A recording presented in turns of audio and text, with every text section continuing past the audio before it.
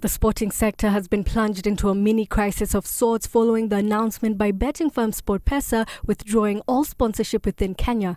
SportPesa's decision was prompted by the company's failure to effectively challenge in court the implementation of a 35% government tax on revenue that came into force yesterday. Kenyan Premier League champions Gor Mahia and GoTV Shield winners AFC Leopards have already stated intention to withdraw from the 2018 CAF Champions League and Confederations Cup, respectively, for lack of funds. Gor Mahia chairman Ambrose Rashia spoke of the toll the lack of sponsorship will take on the club. For us, is first of all that we are not able to pay our salaries for the technical bench and the players. Two, we are not able to undertake the campaign for the club champions for Africa, which is due to start early February. Other teams that will be affected include National Super League side Nakuru All-Stars and rugby outfit Kenya Harlequins.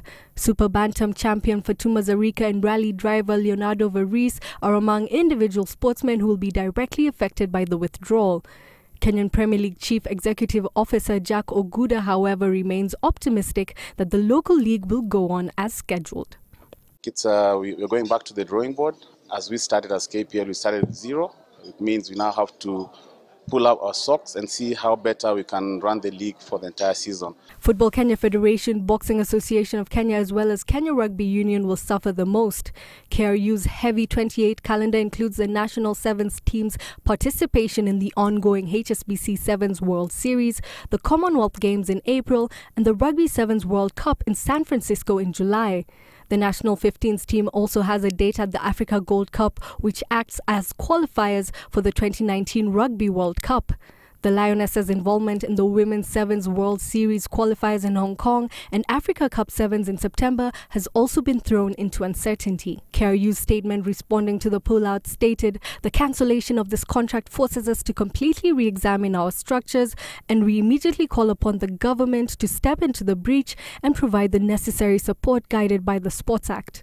Speaking at Sun Africa Nyali International Beach Resort on Sunday, Sports Principal Secretary Ambassador Kirimi Kaberia stated that the government would hold an all-inclusive meeting with all stakeholders to revisit the issue. Because of what happened last week and what is going on, the best and the most important thing that we are planning now is to bring together all the stakeholders, including those companies and the other people, so that we are able to sit and say, okay guys, this is what is obtaining, what are the